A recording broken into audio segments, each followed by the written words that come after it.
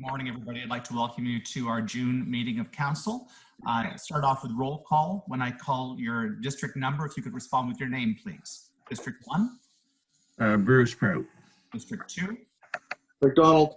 District 3. District 4. McNeil. District 5. Gregory Hemming. District 6. Mike Morrison. District 7 is myself, Timothy Hibinsky. District 8. Michael Good. District 9. Wendy Sheridan. District 10. Martha Roberts. And District 11. Diane LeBlanc. Thank you very much, folks. Carolyn, I believe we've got a few alterations to our agenda. Yes, I would like to add an item, Hillside Drive Water. Okay. I would like to add councillor comments back to the agenda, and that will appear after the minutes. Okay. And I would like to add an in-camera under section 22(2)F, litigation or potential litigation, and move the in-camera session to the end of the agenda, please. Could I request a motion to approve the agenda as amended? So move. Moved by Councillor LeBlanc and seconded by Councillor Sheridan. McNeil. Discussion on the motion. All in favor of the motion signify by saying aye. Aye. Aye. Opposed? Motion's carried. Thank you very much. We've got several sets of minutes to approve. We'll start off with our minutes for our special session on May 15th. Approve the minutes. Moved by Councillor Fowler, seconded by McNeil. Councillor McNeil. Any errors or omissions that you've noted in those minutes, folks? Hearing none. Question. Oh, yes, Councillor LeBlanc, go ahead. On page 3 of 3, just the capital budget quarterly review. We decided that in May. When is the quarterly review going to be? 3 months from May or from April? It's just a question. Good question. If the budgets, From the time the new budget starts, possibly? Well, that's what I was thinking, but I don't know for sure. Carolyn, Oh, Alex has an answer. Carolyn, and then Councillor Morrison. Carolyn? First quarter is April, May, June. So your first quarter review will come after the end of June. So we're doing it in July. Okay, thank you. When it is ready after the end of June. Councillor Morrison? Agree with Carolyn. Thank you very much. All right. Next, we've got, I've scrolled away from the screen. Come on. Question on the motion. Question. All in favor of the motion signify by saying aye. Aye. Aye. Opposed? Motion's carried. Next, we have our minutes from our regular meeting on May the 19th. We have a motion to approve those minutes. So moved. Moved by Councillor McNeil, seconded by Prout. Councillor McDonald. Thank you very much. Any errors or omissions in those minutes? Hearing none, all in favor of the motion signify by saying aye. Aye. Aye. Opposed? Motion's carried. Next, our special meeting of council from May the 26th, moved by Councillor Fowler and seconded by Councillor McDonald. Any errors or omissions in those minutes? All in favor of the motion signify by saying aye. Aye. Aye. Opposed? Motion's carried. Next, our special meeting from June the 3rd. We have a motion to approve those minutes. So moved. Moved by Councillor McNeil, seconded by Councillor Hemming. Any errors or omissions in that set of minutes? Hearing none, all in favor of the motion signify by saying aye. Aye. Aye. Opposed? Motion's carried. And finally, our special meeting on June the 11th. We have a motion to approve that set of minutes, please. So move. Moved by Councillor Fowler, seconded by Councillor Sheridan. Any errors or omissions? None. All in favor of the motion signify by saying aye. Aye. Aye. Opposed? Motion is carried. Thank you very much. Next, we're under business arising for the minutes. We have the Annapolis County Barrister. Councillor comments, excuse me, councillor comments appears here now. I don't. All right. So let's start off. If councillors have anything they'd like to share with their constituents, they certainly may. I'll do it by district number, if that's all right with folks, since your order on my screen continually changes as people speak. So District 1, Councillor Prout, is there anything you'd like to add today? first of all, can you hear me? Yes. Yes. Okay, I can hear you. I no longer can see you. I much prefer hearing you. So I will pass on at this time. Things are going relatively smooth in District 1, and hopefully we can all get out of this COVID-19 as quickly as we can. Thank you. Thanks very much. District 2? District 2, well, I don't have anything prepared, but I'll just make one comment. Please let me bring up the Eagle Telecom map so I can tell my residents of District 2. I believe what we are over 35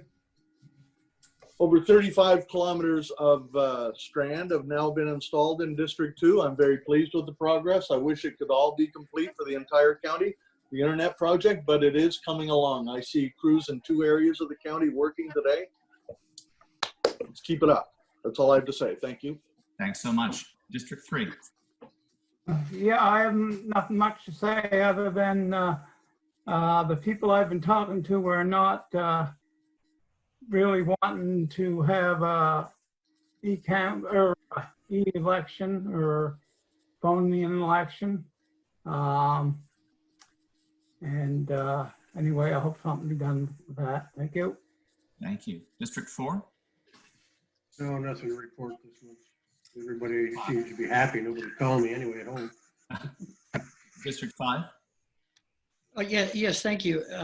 It's been about, I think, 7 years and 8 months since Councilor Morrison proposed that we do these council roundtables. I think it's a good idea. And one thing I always remember, he insisted that we take a minute. So I drafted something and I read through it earlier. I think it's 55 seconds long, but we'll see. I want my 1 minute to enter into record a reflection of on my last 8 years as a municipal council. Without question, the last 4 years have been marked by a council that has been divisive, oftentimes abrasive, certainly argumentative. It has also been the most unified and productive council on record. We have shared this journey and in many cases have been led by a kind, compassionate, and knowledgeable CAO and staff. They have helped us form an innovative history of public policy that will stand the test of time because it has been an expression of what is expected and required of any council under the Municipal Government Act. I've shared my council role with Warden Hubinski, whose job it has been to shape a unified public statement from council's lengthy debates. He has done this by capturing what individual councilors have expressed and then finding the middle way. This has served us well as we have waded through difficult contract negotiations to address the issues of high-speed internet and waste management. Both were high priorities for Annapolis County residents. Warden Hubinski has also found time to establish, in the words of a fellow Federation of Canadian Municipalities Board of Directors, a poetic and commanding presence for Annapolis County in Canada. This will serve the council well. In short, the warden, CAO, and staff, and this council have done our job. Jack Novak once remarked, and I quote, "Society has placed an enormous responsibility upon its municipal politicians. They must be mediators seeking to reconcile conflicting demands from citizens, often without the resources to fully satisfy most demands. They must be decision makers because ultimately conflicts must be resolved or at least managed and actions undertaken. In my opinion, this council and others who follow must continue to take control as far as possible and wise of local resources, water, land, forest, to ensure that the stewardship of the land stay in the control of local people to satisfy local demands. This is certainly the prosperous thing to do, but more than that is the proper thing to do. I believe our challenge now is to leave a clean camp for the next council. We can do this by leaving a clear, straightforward path for the next council to alter, amend, and follow as citizen demands continue to warrant. I would encourage us to collectively draft by the August council meeting, a one-page roadmap for council 2020-2024. A map that outlines and updates two things. One, our vision for climate action is outlined in our Annapolis County Climate Change Action Plan and our Climate Summit, and to more fully implement our Annapolis County Economic Development Strategy 2050.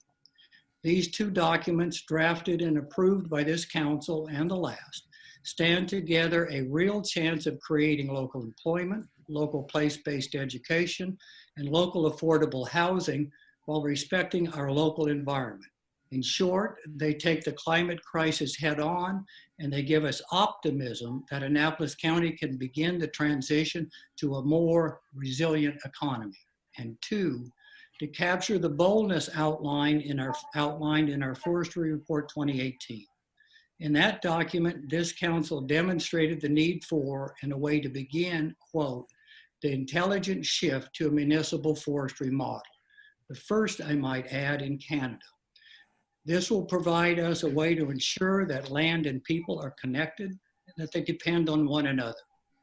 The crafting and publishing of this sort of roadmap make good sense, and it will serve as a touchstone for difficult and challenging times ahead. Thank you. Thank you, Councillor Henning. District 6, Councillor Morrison. Thank you. I would like to thank, with all of the capacity at my command, the citizens of District 6 for their excellent following of regulations and conditions and guidelines and rules from the beginning of this coronavirus pandemic. Folks have been good-hearted, possessed of a positive attitude, and a willingness to do whatever is required to ensure that we come through this wave, the next anticipated second wave, which has already started in certain parts of the world, and that together we can learn greater cooperation and greater enthusiasm for what lies ahead. Thank you. Thank you, Councillor Morrison. District 7 is myself. I certainly echo Councillor Morrison's sentiment. The degree of cooperation and simple kindness that I've been seeing in my district over the course of what's taken place in the last several months has been remarkable. We're in an unprecedented situation that imposes real hardship on an awful lot of families, and people have been rising to the challenge of that with a lot of grace and community spirit, and I profoundly appreciate that. District 8. Councillor Gunn, I think you're muted.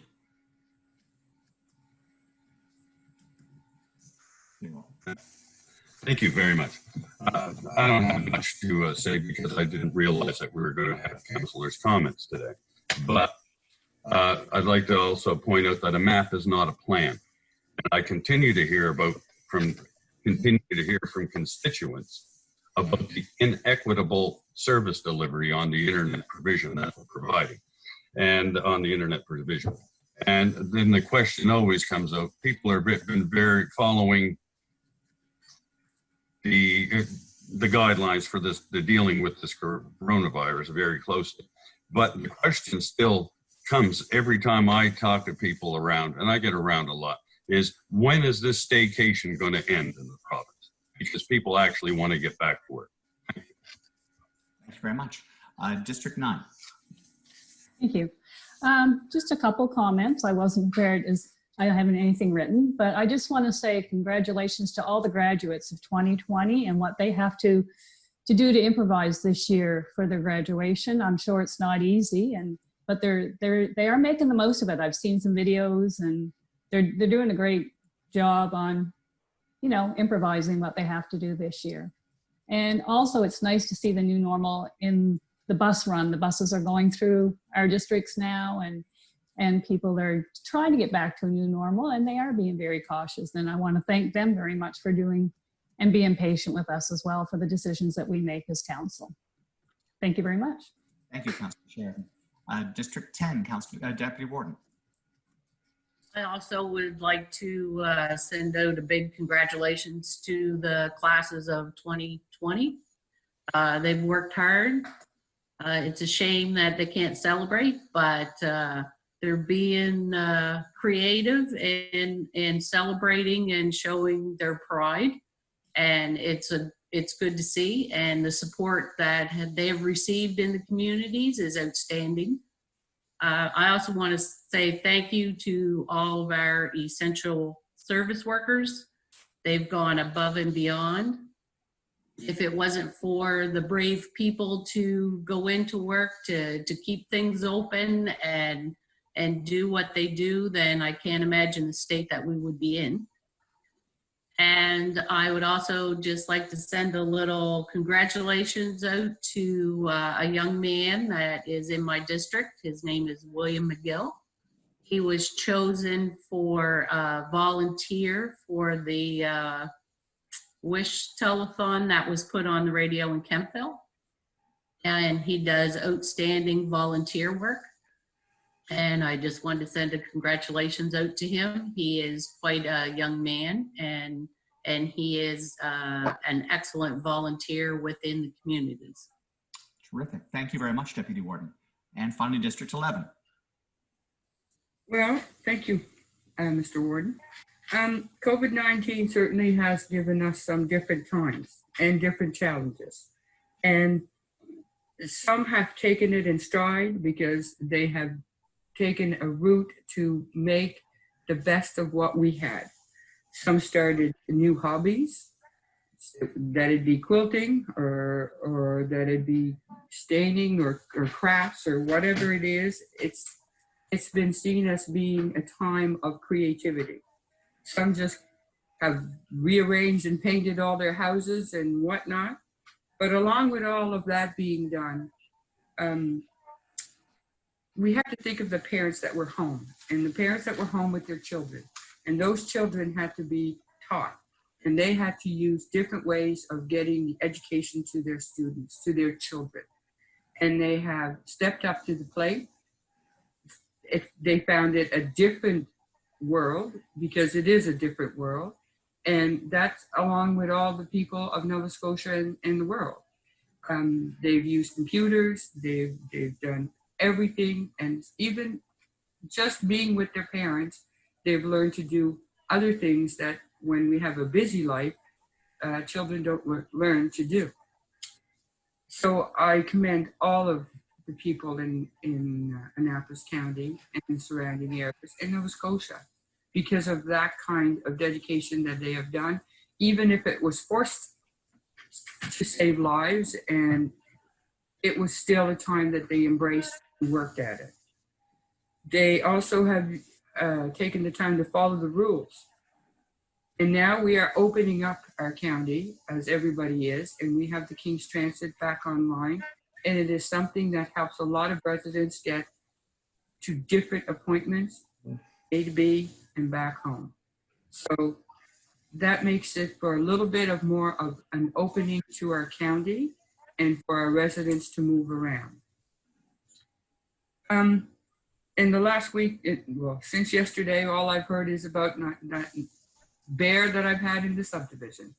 And he's keeping everybody busy and on their toes, because we don't know where he is from one time to another, because he keeps traveling and he seems to love the garbage bins, as we all know. But everybody is looking out for everybody else, and we've been out talking to everybody, so everybody is knowledgeable about the area and the bear that's walking back and forth. And everybody's being patient and is showing kindness to others and trying their best to help out people who have trouble. I have started deliveries at the food bank so that people who didn't have any vehicles, can't get there, receive the food that they are that they need realistically. And I've had a great time doing that, because it is certainly pleasure to be able to help other people. And last but not least, congratulations, graduate of 2020. You have graduated on many levels of life. It was the time to get ready for a second adventure. Well, between graduating from one adventure and one thing, you jumped into COVID and you are preparing yourself for the next adventure. So I think that we have quite a phenomenal group of students that are graduating from 2020, because they will have stories for the rest of their lives about how COVID interrupted, however, they kept going on, and they are now moving on and stories to be told. So congratulations, 2020. Thank you, Councillor LeBlanc. Thanks very much, everybody. Let's go on now to business arising from the minutes. Our first item is the Annapolis County Barristers Association Lovett Library Grant, which has been referred forward from May 26th. Deputy Warden, I think you've got the recommended motion there. I move that council approve a grant to the amount of $2,460 to the Annapolis County Barristers Association Lovett Library in accordance with AM-1.4.11 Community Contributions Grants Policy. Seconder for the motion? The motion has already been made. The motion was made at May 26th. Yes. So it's simply been tabled since then. So who was the seconder for the original motion then? Councillor McNeil. Councillor McNeil was. John, you'd like to speak to this? I know that you were checking into this for us. Yeah, okay, so ultimately, has this been seconded? Yes, it's been seconded. Yeah. It was seconded at the previous meeting. Was seconded Okay. in May. Okay, so I contacted Bruce and to see if, because this is really an agreement that's been in place for quite some time. And I asked if we could consider altering or ending the agreement, so to speak. So I asked how much money is really needed now with the internet support that's out there and what's going on. And he felt that they could probably get by with just a $500 grant. And I thought that was a good counter offer by Bruce and for this work. They still have some administrative work to help with the library, and they think they can do it for 500 as opposed to 24. I'll ask for a motion in that case to amend the current motion to the dollar figure of $500. That's moved by Councillor Fowler and seconded by Councillor McDonald. Thanks very much. A discussion on the amendment of the motion. Councillor Gunn. Just a question, please. Are there any other municipalities putting money into this as well? Or is this something Annapolis County carries on its own, or does Middleton and Annapolis? My understanding is that the lawyers within the county contribute $100 each per year. And it was really, this was really housed originally as part of Annapolis County, as part of the courthouse obligations of facilities. And then it gets transferred to, I believe, the community college, COGS, and it was there for quite some time. And it was shortly after that, I don't know if they were doing renovations or something, but then it moved into the Lawrencetown. And so it's been maintained as a law library in the Lawrencetown office. And before I guess the expansion of internet, they used to do a lot of the periodical updates all in paper, and they would file them in according. They're still doing some of the documents, but the amount is much less than what it used to be, and therefore that's why they're able to do it for that amount of money. Does Annapolis or Middleton contribute here? Or is just, I have no knowledge of them contributing. No, it was never under their jurisdiction. It was always under the counties. okay, thank you. Okay. Further discussion? Councillor Morrison. Thank you. In principle, I am opposed to the expenditure of any funds on this matter. But bearing in mind what the Chief Administrative Officer had just said regarding the positions of members of the legal profession, I will support the motion, but I will continue to object. Thank you. Thank you very much. Further discussion? All in favor of the motion to amend the dollar figure to $500, signify by saying aye. Aye. Aye. Opposed? Motion's carried. Thank you very much. On the core motion itself now, all in favor of the any further discussion? All in favor of the motion signify by saying aye. Aye. Opposed? Motion's carried. Do we need a motion to amend the policy? Because that's one of the predetermined amounts. Can we permanently alter that amount in the policy? A motion, yes. I'll ask for a motion in that case to amend the dollar figure in the policy to $500. Moved by the Deputy Warden and seconded by Councillor LeBlanc. Discussion on the motion. All in favor of the motion signify by saying aye. Aye. Aye. Opposed? Motion's carried. Good. That way it won't be lost next year when this comes around again. Terrific. Next, Fundy Dental Community Association grant. And was that moved and seconded already as well, Carolyn? Yes. Staff is trying to get in touch with that group, and they're only just coming back into their workplaces on altered schedules. And Nancy has not heard back from anybody yet. Council was just looking for clarification, so I can move it forward to the next council agenda as again.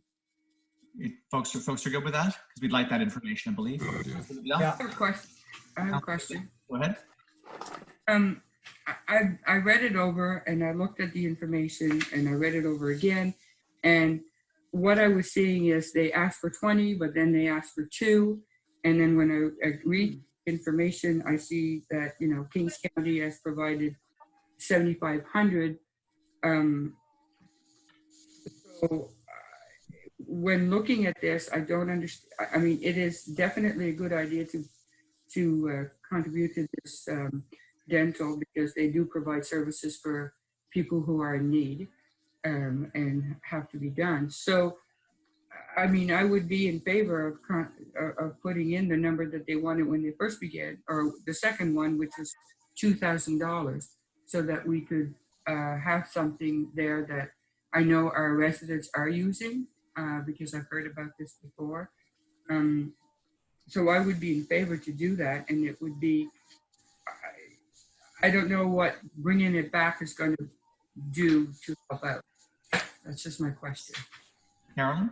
So again, there is a motion that was made at May 26th by Deputy Warden Roberts, seconded by Councillor McDonald, that municipal council approve grant the amount of $20,000 from the 2021 large capital pledge grants to the Fundy Dental Community Association to assist with their Building Healthy Smiles Fundy Dental Community Project 2020 capital project campaign in accordance with AM 1.4.9 community grants policy. So if you wanted to amend the motion, you could do that at this point as well.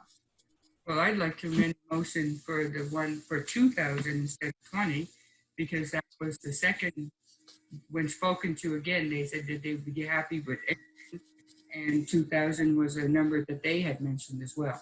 So if I could, I would amend it to 2 so that we can move on. It's moved by Councillor LeBlanc, seconder for the motion.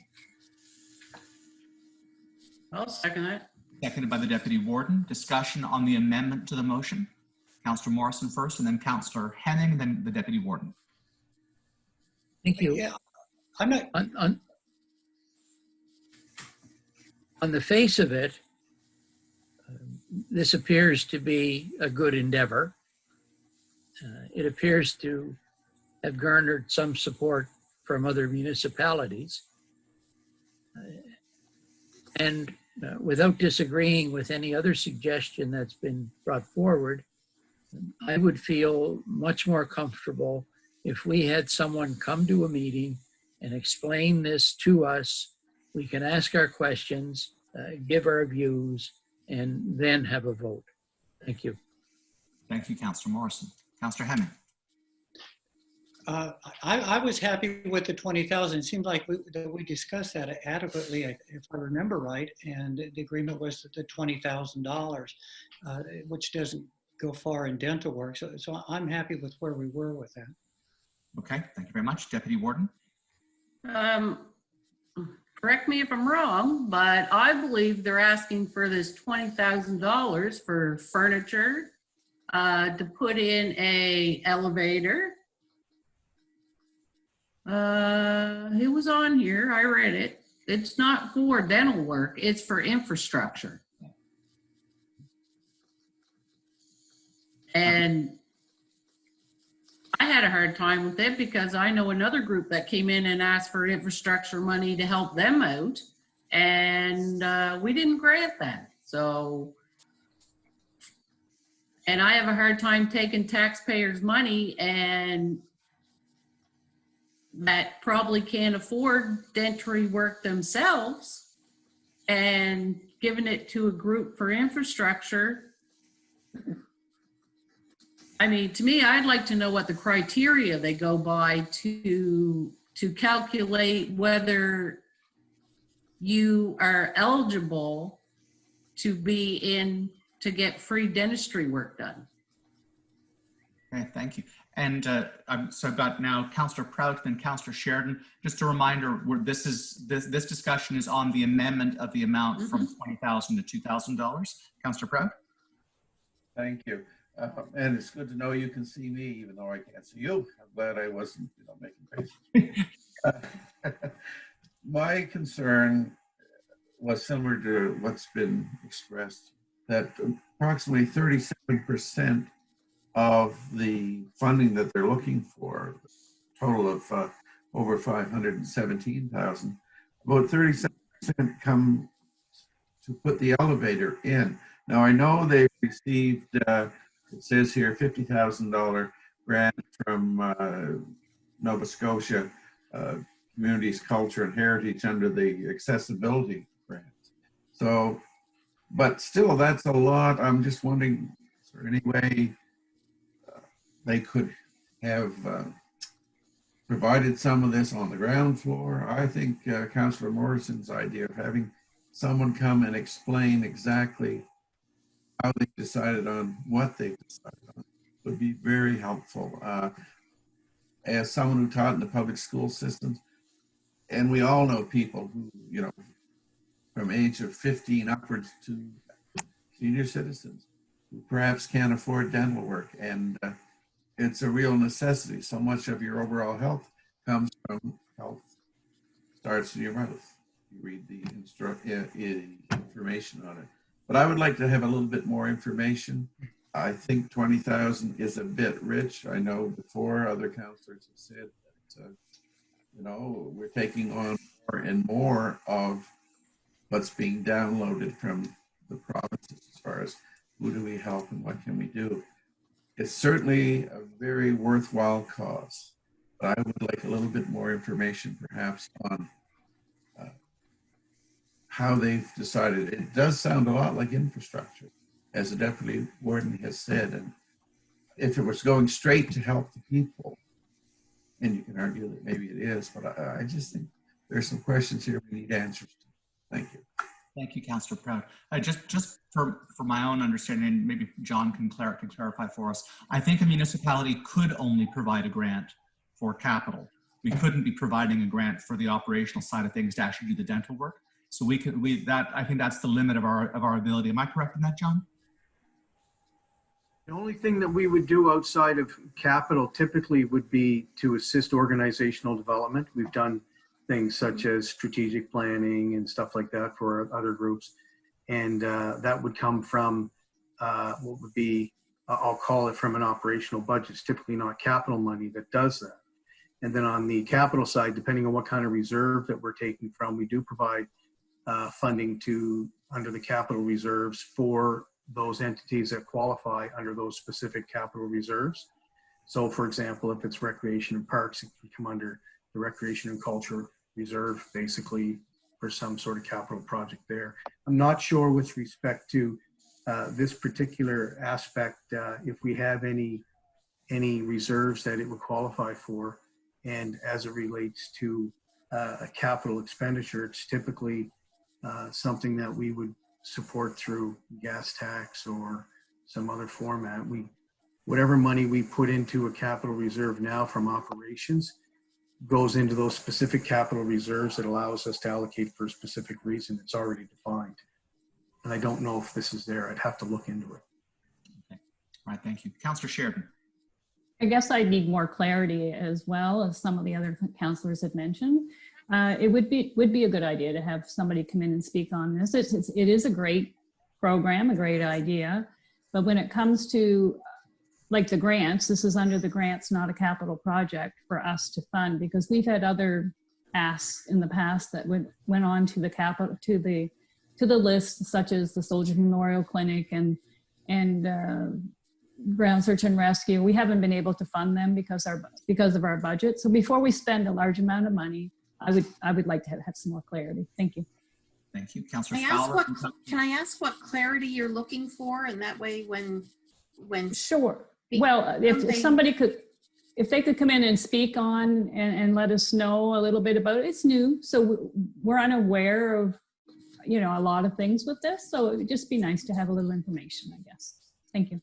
So I think Carolyn, that's indicating a request to invite someone from that group to attend our next committee of the whole meeting or council meeting in July. Okay. I've got Councillor Fowler, then Councillor Gunn, then Councillor McDonald. Yeah, McNeil. And then Councillor McNeil. to me, if they need equipment to make it a little less costly for people to have dental work, I think it's a good thing to support. So. Thank you very much. Councillor Gunn. Very much. Okay, hold on. Thank you very much. So my big question is, why are we funding healthcare? The municipality is now we're being asked to help subsidize healthcare. And my next question would be, after that, this group that wants to give great dental care to those who haven't looked after theirs, or through the diet, such as sugar drinks, which you'll have heard me go on about for years. Why aren't they soliciting the government, the Nova Scotia government, for funding for this through the tax that they could easily put on these sugar drinks that are, very little tax on, right? Why are we allowing this big sugar intake and poor diets? Might I add, it's a reason why you have poor teeth. It's asinine to me. It's because why are we funding? That's what it comes down to. Why is a municipality funding healthcare? I don't get it. That's all I get. Councillor McDonald. Yes, thank you very much. I believe there's an amendment on the floor, and I know I will vote against the amendment because, as per last month and the conversation today, I would like to invite them for 10 minutes to a Zoom meeting and answer our questions before we make any decision on any amount or zero. Thank you very much. Councillor McNeil. I just want to expand on what the deputy warden said. What's the difference between them and the Lawrencetown Clinic when we weren't allowed to give them money? I believe For when council had their discussion about the Lawrencetown, we've never done a comparison of the two organizations. I do know that when council had its discussion about the Lawrencetown Clinic, one of the concerns with the Lawrencetown Clinic was because it's a cooperative as opposed to a free service clinic, and because the membership fees for belonging to the cooperative are out of financial range for at least for the average family in this part of Nova Scotia that has an average household income of $37,000 a year. It winds up being a facility which provides service to the people who are most capable of paying for their own service, as opposed to a facility that provides for people who have limited resources. This is exactly the opposite. This is designed specifically for people whose resources are limited. So if there were to be a comparison or a contrasting, that's probably where the crux of it would be. All right, so now, we've had a go around on the amendment. Are people ready for the question on the amendment for the amount? All in favor of the motion for the amendment signify by saying aye. Aye. Aye. And what I'm going to do, I'm going to do this by district number, if you would mind, just because I think there's going to be a divided vote. Councillor Prout. Could you repeat the amendment? It's to change the amount to $2,000 from $20,000 in the original motion. Councillor Prout, A or nay? Or yes to the amendment? Nay on the amendment. Thank you. District 2? No. Okay. District 3? No. District 4? Yay. District 5? That's Councillor Hemming. He's Oh, muted. you're muted, Councillor Hemming. No. District 6? No, District 7 is no. District 8? I don't want to get, I think $2,000 is lots if we're going to give them anything. So that's yes. Area nay. That's yay. That's a yes. Okay, good. Thank you. District 9? Nay. District 10? Oh, you're muted, you're muted, Deputy Warden. Yes, I agree. And District 11? Yes. Yes. Okay, so what's our final tally with that, Wanda? That's 4 in favor, 7 against. Okay, so the motion for the amendment is defeated.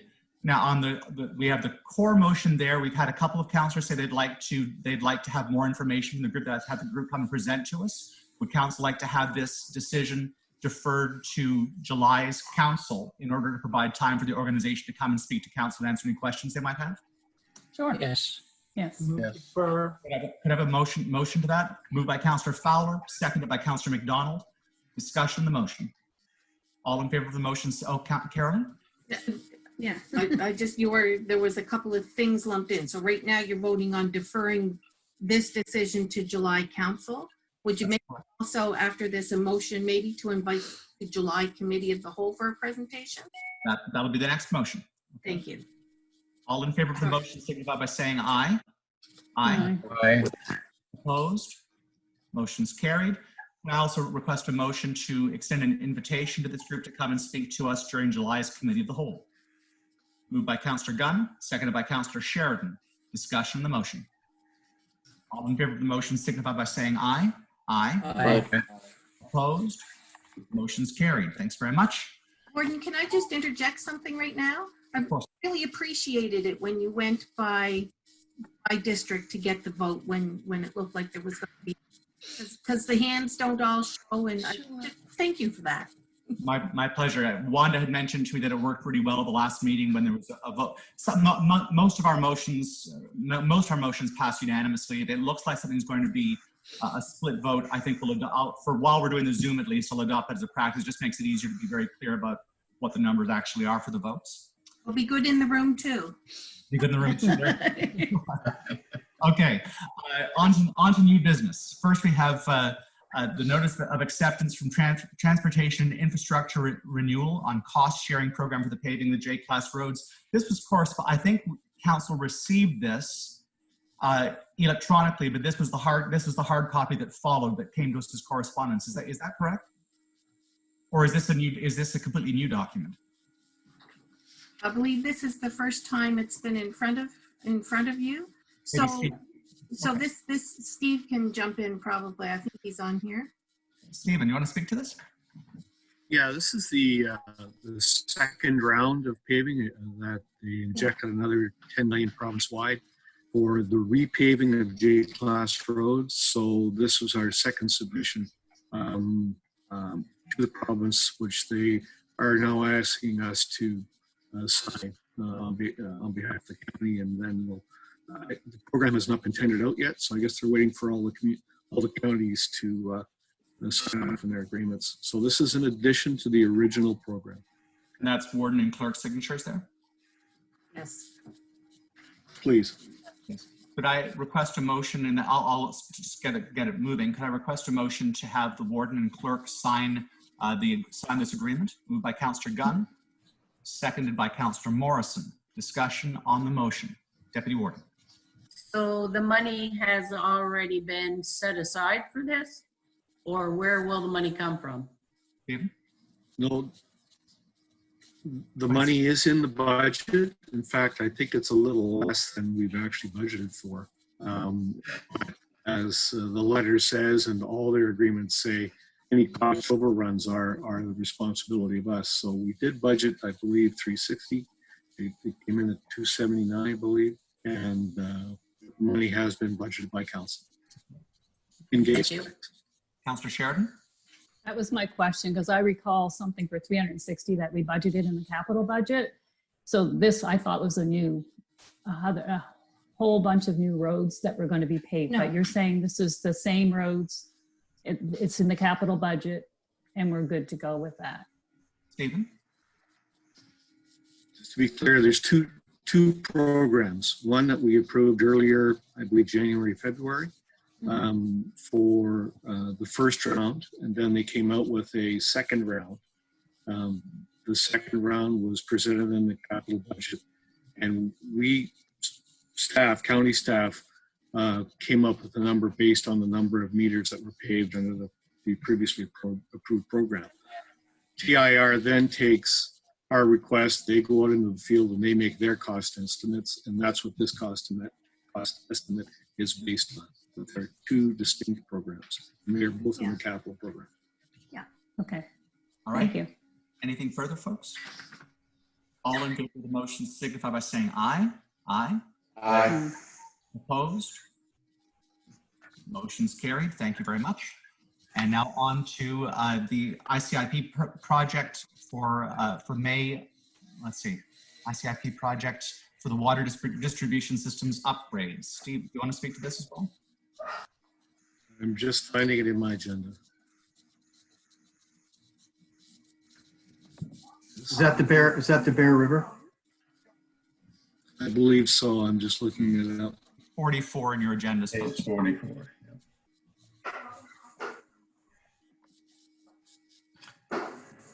Page numbers are on the bottom of your agenda. Did anyone notice that this time? I was hoping Yes. they wouldn't get lost in the top as easily. By putting them on. So I can help with this one, Steve. I think this is related to Thanks, the, John. I think it's the Bear River project, because the federal government is going to be doing the Comfort Center. John, Yep. No. No? this is What is Hillside. it? This is Hillside. Hillside. It's the Hillside. Yeah. We had requested an extension, and this is the amending agreement to grant the extension. Yeah. We need a motion again. So we need a motion again from council for the warden and clerk to be authorized to sign this. And So moved. Moved by the deputy warden, seconded by Councillor Gunn. Hold it. I think we should, there's a matter that we raised earlier that relates to this application. It relates to Annapolis Royal. Please. Yes, that's. I sent some emails out to council this morning. I'm not sure if you received them in time to have a look. Just a second, just pause you for a moment, just to let folks know, the item that John's referring to is what's been added to, it's one of the additions to the agenda, but since it does arise connected to this, we can discuss it right now. Go ahead, John. So as council knows, last year, even before that, the CAO from Annapolis Royal, Greg Barr, had approached Annapolis County to, support their application to do a water upgrade for the Hillside and Alden Hubli residents.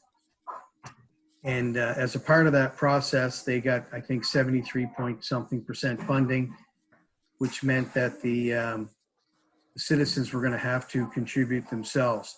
We have agreements signed by the citizens that they will pay that portion. So in our discussions with Annapolis Royal, they were the applicant.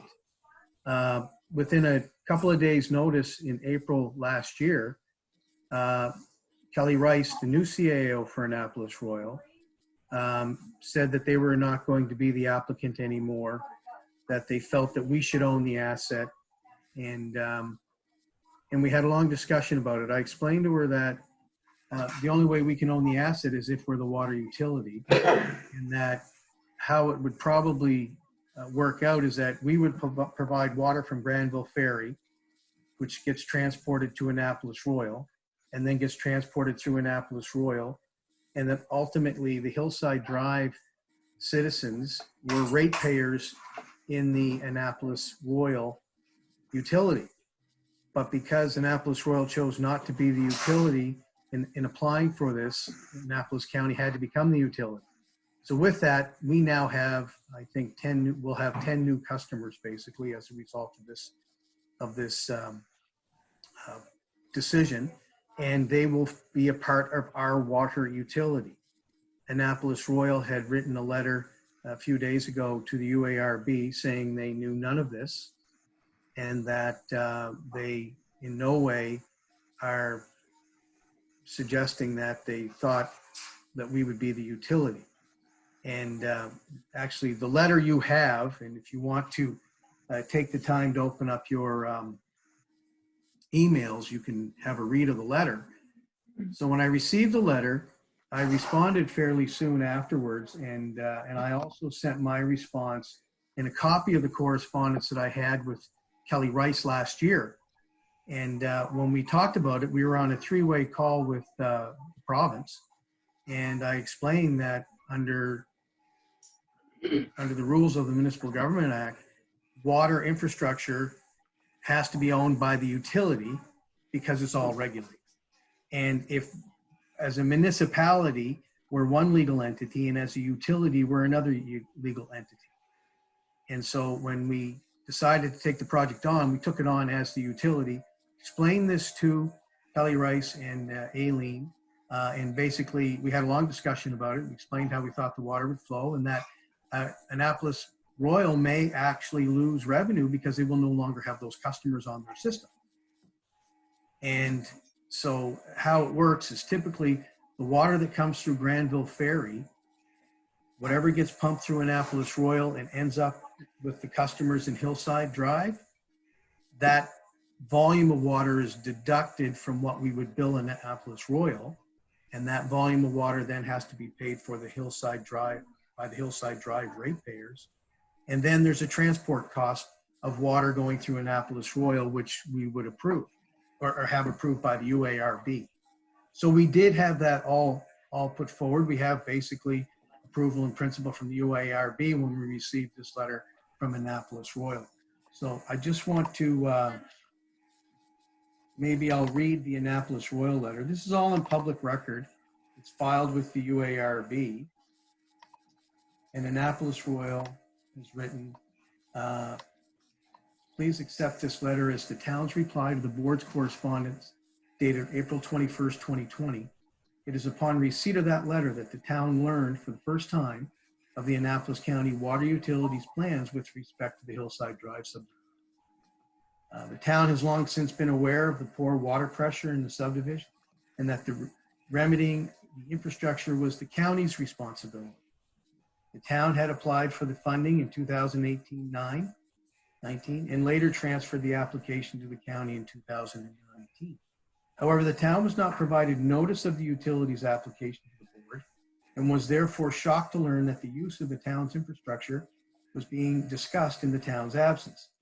The town solicitor recently drew my attention to informed requests filed by the utility in support of its application. The utility's response to the IR, which are IR8, which are responses sent to all the people that are involved in the hearing, reads as follows. IR8, C, is there an agreement with the town of Annapolis Royal's water utility regarding the use of a wheel rate? So the wheel rate is the term used for the transportation of water through Annapolis Royal, and the use of its distribution system to service these customers. And there's a spelling error. If not, why not, was the question. Response, there is no formal agreement, but the town of Annapolis Royal has requested that since these customers are in the county, that they become customers of the Annapolis County utility, including installing the infrastructure required. The town rejects this statement and the implication of that the town provided its tacit consent to the project. Unfortunately, it does not appear that the board required any further evidence on this matter before issuing its conditional approval. At this stage, without an agreement relating to the use of the town's infrastructure and the appropriate wheeling rate amount, the rate proposed would result in losses to the town's utility. The town is not prepared to permit the use of its infrastructure. Moreover, the town does not agree with the response to IR5 that the Hillside residents will be customers of the Annapolis County Water Utility. The town submits that they are customers of the town of Annapolis Royal Utility. As you can see, there are issues that need to be resolved if the project is to proceed. I would appreciate hearing from you at your earliest convenience. I have copied the CAO of Annapolis County on this correspondence. Sincerely, Melanie Robinson. So, sorry, a second here. So we responded, or I responded.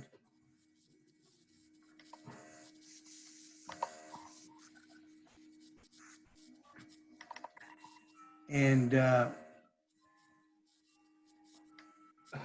basically I wrote, and I attached the email correspondence I had with Kelly Rice. And I said, hi, Doreen, please see the correspondence attached between the Department of Municipal Affairs, Kelly Rice, former CAO, Annapolis Royal on this particular project. Annapolis Royal was advised that the county would be the utility. Annapolis Royal was advised they would likely lose the revenue. Annapolis Royal knew they would be providing the water. Annapolis Royal, no, they would provide the water that we provide to them from Granville Fair. Annapolis Royal withdrew their funding application. Subsequently, the county on short notice had to take over the application. To suggest they did not know is not true.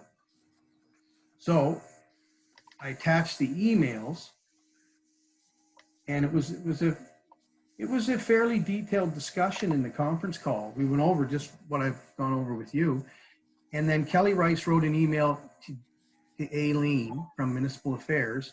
And she writes, after our conference call this morning with John Ferguson, CAO Annapolis County, the town of Annapolis Royal would like to respectfully withdraw our application under the ICIP funding program for the potable water project.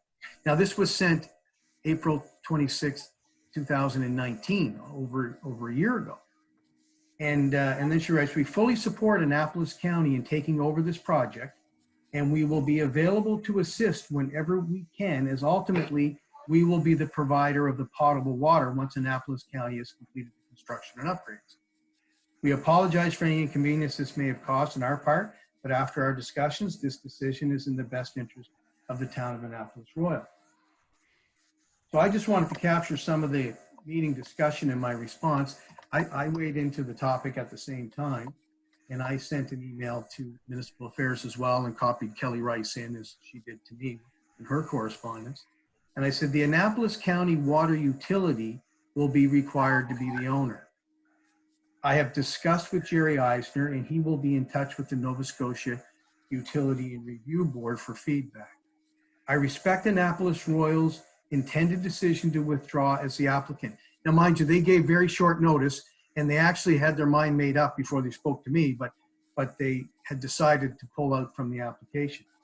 And then I wrote, as you know, I have made the decision to proceed on short notice. Council knows that I came in and told you that. I said, look, we're continuing with the application. If you recall the discussion we had at that time. I had hoped Annapolis Royal would have remained the water utility for the ratepayers, because I do believe it may impact the Annapolis Royal water utility revenue. However, I respect their decision. I will be advising our council accordingly. Kind regards. So we absolutely discussed the issues and captured them within emails of what was taking place. And again, we were not the applicant, they were, and they came in and asked us to take the project over. And I'm glad that you had the documentary trail to show precisely what they knew and when they knew it. All right. So okay. All right. So the motion before us is to have the warden and clerk sign this agreement. It's already been moved and seconded. Is there further discussion on this? Hearing none, all in favor of the motion signify by saying aye. Aye. Aye. Opposed? Motion's carried. Thanks very much. Next, let's see. Oh, this is a good one. Let me just scroll to the right page down here. We had a very interesting request come into the municipality. Sorry, I'm just trying to find it. Carolyn, could you give me the page number for page 50. Page 50. Thank you.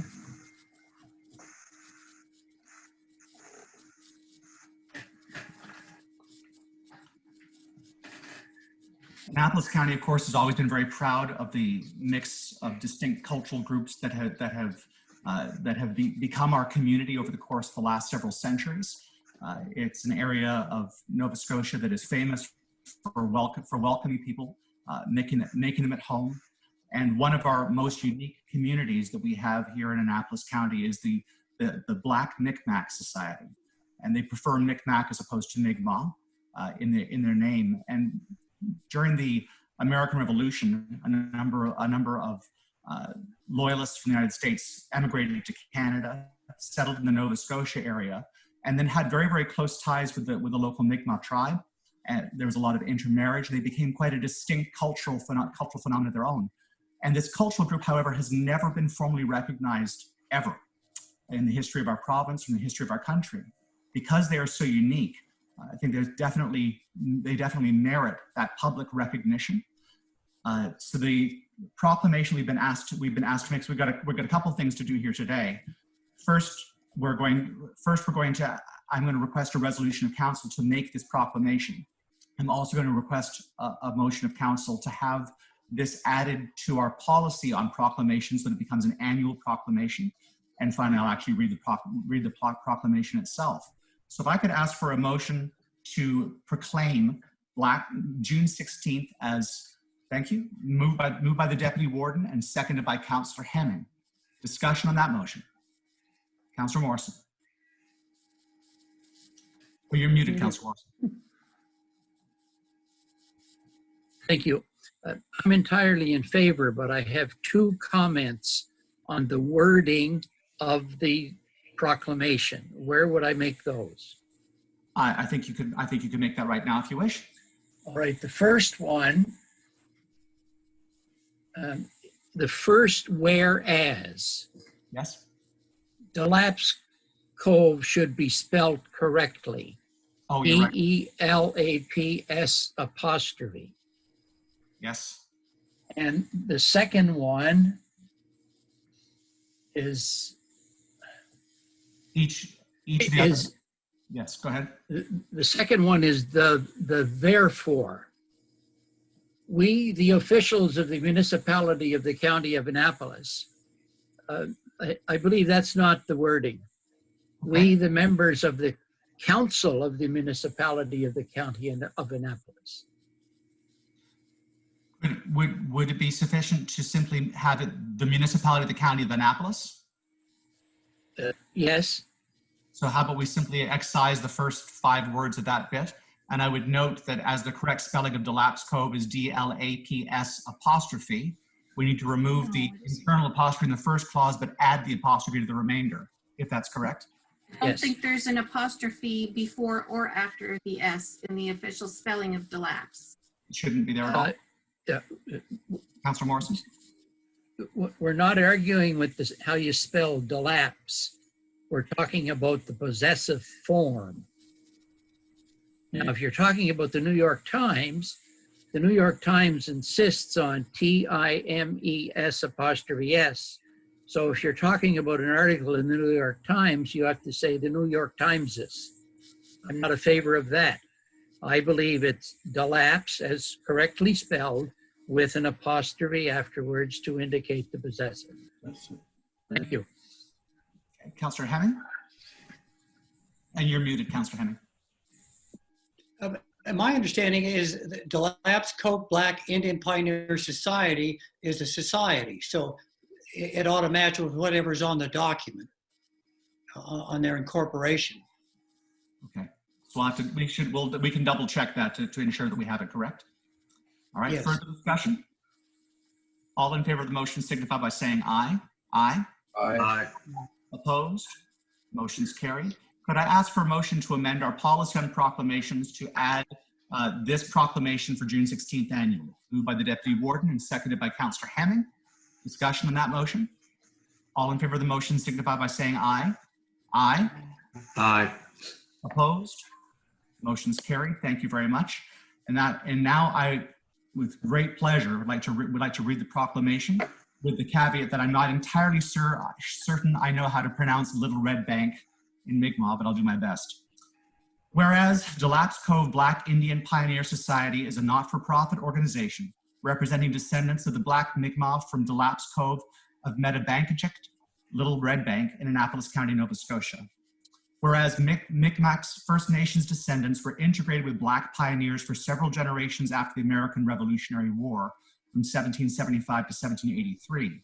They were also known as the Slave Indians.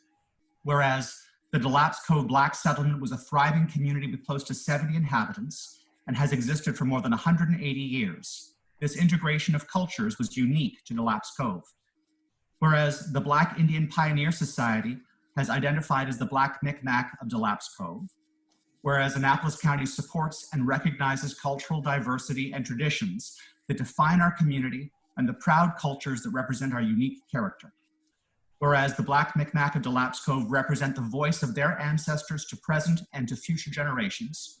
And whereas the unique culture, history, and community of the Black Mi'kmaq of DeLapse Cove has never before been recognized by public proclamation, it is fitting on this day of June 16, 2020, for all citizens to join in the celebration and recognition of the Black Mi'kmaq of DeLapse Cove. And therefore, we, the municipality of the County of Annapolis, on behalf of the citizens of Annapolis County, do hereby acknowledge the unique culture, history, and community of the Black Mi'kmaq of DeLapse Cove and their significance as part of our county. We offer our thanks, recognition, and congratulations, and proclaim June 16th as Black Mi'kmaq Day. And with I just have a question. I have a question, please. Please, Councilor. Is that Micmac or Mi'kmaq? They prefer Micmac. Okay. And with council's approval, I'll also send a copy of this proclamation into the Chronicle Herald so they have a copy of this. All right, let's go on. Yes, okay, the disbursement of Bridgetown School Trust funds. I move that municipal council approve payments from the school trust bank account to 1, Bridgetown Regional Community School for distribution of disbursement of student prizes on graduation night of $4,095 and $920 for programs as per fund directives total $5,015 and 2, $3,800 to be available to disperse to educational institutes upon request of scholarship award recipients for a total payout of $8,815. Seconded by Councillor Fowler. Discussion on the motion. All in favor? Oh, Councillor Morrison. Thank you. To be literal, and we should be if we're spending money, we cannot abide by the recommended action because there is no graduation night. And so we either take out on graduation night or we take out the word night. Okay, all right. I don't think that's a problem. Do we need a motion to amend that, or is that minor enough that we can just adjust the wording? Carolyn? I think it's minor enough. All right, anything further? All in favor of the motion signify by saying aye. Aye. Aye. Aye. Aye. Opposed? Motion's carried, thank you. And now we're on to reports and recommendations. We'll ask to hear from Mr. Patterson, for a report from a returning officer. Hello, Doug. Hello, Council. Thank you very much. I'm reconnected. So, Council, I believe you have my report dated June 10th, municipal election update, information update on electronic voting, and update on 2020 COVID-19 risks. Does Council have any questions about that report? I'll ask for a motion to receive the report, and then we'll throw open to questions. Moved by the Deputy Mayor, seconded by Councillor Hemming. Discussion and questions. Any questions, folks? Councillor McDonald. Tell me if this is relative or not, Mr. Warden. But the vendor, aren't there multiple vendors available to us? I would think there are certainly a number of different companies in this space that provide similar services. Yes. So just to, and I would like to be able to move on this, but is this something we should be tendering? if there are multiple? John? Apparently this system has been purchased by Halifax and several other municipalities because it has been purchased.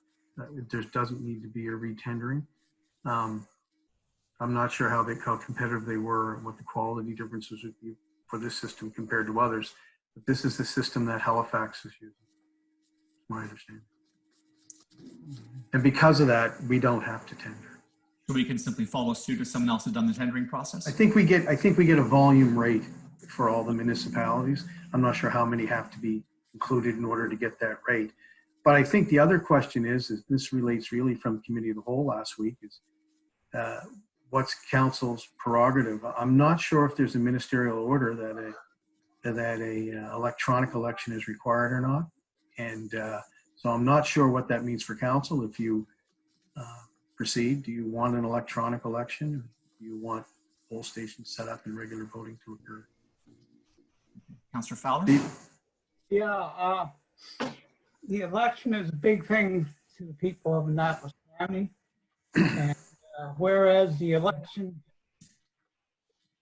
is for the people of Annapolis County, I believe that we should have a questionnaire go out to the people, decide on whether we have electronic election or poll station election. Thank you. Thank you, Councillor Fowler. Now, if my recollection is correct from last week, what we're doing right now doesn't commit us to an election format, but it provides the policy framework necessary if we decide to move in the direction of electronic election. Yeah, but the time to get a questionnaire out would take a little time, and that's I wanted to get it for you. Fair enough. Thank you, Councillor Fowler. Councillor Sheridan? I think it's time to implement it because we don't know when the second wave is going to hit, and this may be our only way of voting come October. So I think it's a good security to have, something to have just in case. Thank you. Okay. Councillor Gunn? Okay. Yeah, listen, I don't know what the world's coming around to, but I remember years ago when they had an election one time I was involved with, and it just turned into a big fiasco because through electronics, not everybody's connected and able to get cell service, all kinds of, problems arise with it. But anyway, I'm just throwing that out there. I know sometimes they turn into a fiasco. Thank you. Thank you. Councillor LeBlanc and then Councillor Proud. Well, I also think we have to be prepared. And it's not only because of, internet, you can do it by phone. So your regular phone, and we had discussed the fact that we might be thinking about having in each district a polling station. However, I think that we need to be prepared. So it's one step forward because we don't know what's going to come around the corner.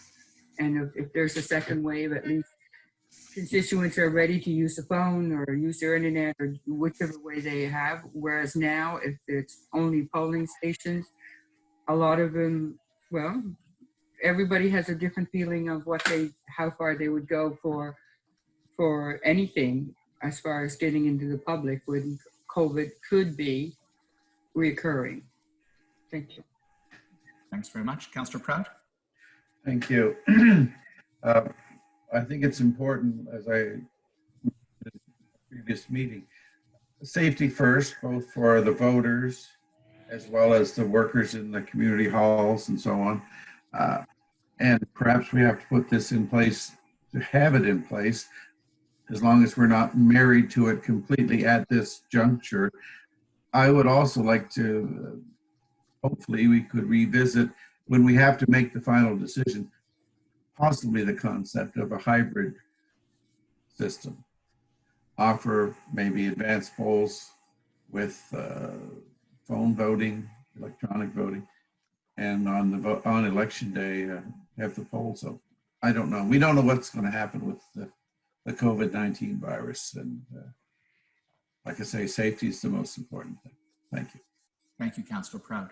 So any further comments on this? So of course we're approving the policy. Councillor McNeil? Yeah, I would just say I'd like to see a combination of both that would accommodate everybody. I know when I can't remember the guy's name that gave us the Zoom meeting there, but he had suggested it was $230 something, I think, in total per voter. I did on 15,000 voters, it's $37,000. Now, a little better than 37,000, but anyway, I would still like to see paper ballots and this personally. Thank you. Thank you, Councillor McNeil. All right, any further comments? All in favor of the motion signify by saying aye. Aye. Opposed? Motion's carried. Thank you very much. Can I just say something, Timothy? Doug, it's a good report. I think that you're going to have some challenges, and I know you're trying to get some sort of confirmation exactly what we're going to do. So again, let us know if you're not able to get certain people hired or something of that nature. It'll create some challenges for us in order to make sure that we get everybody out that can vote. Certainly. Thank you, CEO. Thank you, Council. Yes, and Carolyn and I stay very closely connected to this topic in particular. Thank you for a very thorough report, Doug. Thank you very much, Council. Thank you. All right, let's go on now to recommendations, and I'll ask the Deputy Warden if she'd like to. And you're muted right now, Deputy Warden. Vendor on municipal property, Tom's School Bus. In accordance with the recommendation of Committee of the Whole, I move that Municipal Council conditionally approve the application submitted for Tom's School Bus and authorize the clerk to issue a permit for the 2020-21 fiscal year pending all bylaw requirements are satisfied in accordance with S6 Commercial Activity on Municipal Property Bylaw, and that current restrictions are lifted on municipal parks due to the COVID-19 pandemic, specifically the Annapolis River Causeway Park, and in addition, that any new park guidelines that are implemented are adhered to, including customers' waiting lines, cleaning and availability of hand sanitation, etc. Seconded by Councillor Fowler. Discussion on the motion. Deputy Warden. So this is just to give him the permit. This isn't to discuss any of the other questions that he asked? Yes. Okay. Okay, Councillor McDonald. This gives them the same so permit. it's strictly the permit, same permit we issued last year, and not the other conditions we saw at Committee of the Whole. Thank you. Thank you. Further discussion? All in favor of the motion signify by saying aye. Aye. Aye. Aye. Opposed? Motion's carried. Thank you. Okay. AM-1.2.1 remuneration for warden, deputy warden, and councilors policy amend. I move in accordance with the 7-day notice having been given that municipal council amend AM-1.2.1 remuneration and allowances for warden, deputy warden, and councilors policy by deleting section 3 and renumbering subsequent sections. Seconded by Councillor Morrison. Discussion on the motion. All in favor? Question, please. Councillor McNeil? Yeah, just, was this on the, this one is just the cost of living, correct? It's a correction of the policy because it had two clauses that were mutually contradictory. And the problem was because the actual dollar figure of councillor salaries is embedded in the policy. That means the policy has to be amended annually, even for cost of living. Council, of course, always has to consider the issue of salaries. It has to be done on an annual basis. However, so what they're doing is they're removing one section which stipulates the specific dollar figure, which removes the necessity of necessarily amending the policy annually. Okay. Okay. Anything further? All in favor of the motion signify by saying aye. Aye. Aye. Opposed? Motion's carried. Thank you. AM-2.1.4 vacation leave policy. Pursuant to 7-day notice having been given, I move that municipal council amend AM-2.1.4 vacation leave policy by deleting the current wording in subsection 6.2 and replacing with the same wording that is in the current CUPE agreement for vacation rates. Seconder for the motion. McNeil. Seconded by Councillor McNeil. Discussion on the motion.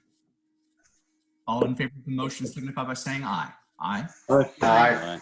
Opposed? Motion's carried. Thank you very much. C8 alternative voting bylaw, first reading. I move pursuant to the recommendation of Committee of the Whole that Municipal Council give first reading to approve C8 alternative voting bylaw. Seconded by Councillor McDonald. Discussion on the motion. All in favor of the motion signify by saying aye. Aye. Aye. Aye. Opposed? Nay. Thank you. Yes, that's one nay. Motion's carried. Thank you very much. Okay. In accordance with the recommendation of Committee of the Whole, I move that Municipal Council approve the following funding source for ongoing repairs and upgrades to county utilities. $20,000 county wastewater, $15,000 Bridgetown wastewater, $25,000 county water, $5,000 Bridgetown water. Seconder for the motion. McNeil. Seconded by Councillor McNeil. Discussion on the motion. All in favor? Oh, Stephen. Go right ahead, Stephen. You have to unmute yourself, though. Just a heads up, we've had a couple of instrumentation failures since this report was submitted and the request, but I will likely be coming back to council in the next couple of months asking for additional funds. We've had some electronic meters fail on us that are aged out, but I'm not sure I have enough money within those allocations to cover those costs. And there's significant capital costs, somewhere in the range of 3,000 to 5,000, some up to 7,000. Councillor Sheridan. So this is all coming out of the water reserves from each place, like Bridgetown Water Reserve and the county, the water reserve Correct. funds. Okay. It just doesn't say that in the motion, so I just want to make sure. Should that be in the motion or? Yeah. I can add reserve after each of those. Okay. Thank you very much. Yeah. Thank you. Anything further, folks? All in favor of the motion signify by saying aye. Aye. Aye. Aye. Opposed? Motion's carried. All right, so the only item we have left on our agenda for today is in camera session. So we'll go and I'll ask everyone to leave this session, log into the telephone conference call. I'm putting this moment, Bruce. And then when we are finished, we will have to come back into open session in order to adjourn. So we will come back in here in a moment or two. Bruce Prout, go ahead. Can we take a break here? Can we take a break here first? Yes, Bruce, what would you like to say, sir? I was just going to ask if Carolyn would mute me, and I will make the call in the other part of the house. My computer's still a little iffy, and I don't want anyone to overhear anything we discuss on the phone. So, all right. I can't leave because my computer screen is frozen. So, anyway, I'll just get you to look after me when we come back here. We'll hear, if not see. So, I'll ask for a motion to go in camera under the MGA section 22. Wayne Fowler's there. Councillor Fowler. I'd like to add a motion to the agenda if I could. I know it's late, but it's very important. I think that a questionnaire should go out to Annapolis County to ask whether they want poll voting or electronic vote. Thank you. Seconder for that motion. Right here. Seconded by Councillor Gunn. Discussion on the motion. Councillor Prout. So you're saying, Councillor Fowler, either all electronic or all paper. Could you consider amending that to add a hybrid system with both? Would that be possible? I'd make an amendment to that your motion passes. What's the seconder? Sorry. The second was Councillor Gunn. Councillor Sorry, I'm Sheridan. trying to capture the motion. Councillor Sheridan. So how would this survey be taking place? Would this be taking place electronically? Or do we have to mail out these surveys? Like, I'd Well, like to know. We've got a letter going out from the warden. It could go along with that. And the questionnaire could be called back in. So is that prepaid envelopes for people to send them back in? I'm just wondering how much this is going to cost. Like Well, it wouldn't cost anything if it went in with the letter with the warden's letter that's going out. But we'd have to and have residents. prepaid stamped envelopes so we could get the survey back, correct? Correct. It's just, yes, okay. Maybe we should look into how much it's going to cost first before we make that motion? I'm of two minds on this. On the one hand, if we were to want to engage in some sort of a public survey, we would have to do it almost immediately in order to have it have any value. Mm-hmm. The other, however, on the other side, this as much as the opinions of our residents matter, in this circumstance, it may not be relevant to the decision that council is forced to make, because the province has the authority to mandate an election. We have to try to find a way to do that as safely as possible. The province has not yet mandated an electronic process, but as we have a responsibility for the safety of our residents, it's certainly one of the things that we're going to have to think about very carefully. And people may have a preference, but we have the responsibility of trying to ensure that they're safe, and ensuring their safety may take precedence over people's individual preferences in this matter. So I'm not sure whether or not this is an exercise that actually will be a productive one for council or not. I agree. I think it may come down to we may not have any choice but to do the electronic voting come time. It's a safety issue, and it may be out of our hands. So this could be, yeah, it's a big issue. I'll just say one thing is social distancing. Anything further, folks? All those in favor of the motion signify by saying aye. And Councillor Fowler, I'm assuming you're voting for your own motion? What was that? I was calling the vote for the motion. I'll do it. I'm going to go by district. District 1. Thank you. Yes or no for the motion for the questionnaire? No. District 2? No. District 3? Yes. District 4? No. District 5? No. District 6? No. District 7 is myself, and that's a no. District 8? Yay. District 9? No. District 10? Yes. And District 11? No. Okay, so the motion is defeated. What was our final count, Wanda? 7-4. 7-4. Thank you very much. Could I now request a motion to go in camera under the MGA section 22.2F? It's a 10-minute break. Let's take a 10-minute break. Let's plan to convene. It's 10 to noon right now. Let's plan to convene right at noon on our conference call. All right. So moved by Councillor McNeil, seconded by Councillor LeBlanc. All in favor of the motion signify by saying aye. Aye. Aye. Opposed? Motion's carried. Thank you very much, folks. Thank you. Hello, everybody. I'd like to welcome you back to our regularly scheduled meeting of council. We've concluded our business for the day, and I'd like to request a motion to adjourn. So moved. Councillor McNeil, seconded by Councillor Fowler. All in favor of the motion signify by saying aye. Aye. Aye. Opposed? Motion's carried. Thank you very much, folks. Enjoy the sunshine. Have a great day.